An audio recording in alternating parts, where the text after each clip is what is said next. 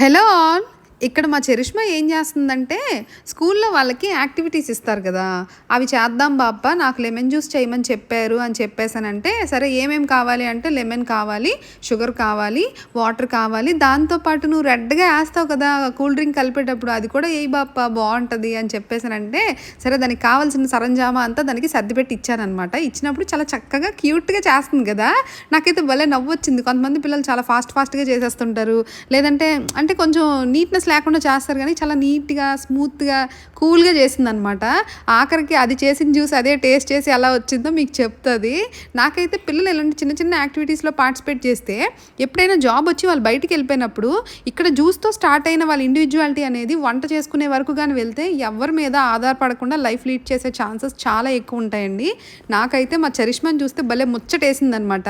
అది తయారు చేసుకుని జ్యూస్ అదే తాగింది, దానికి బాగా నచ్చిందంట. Bye bye.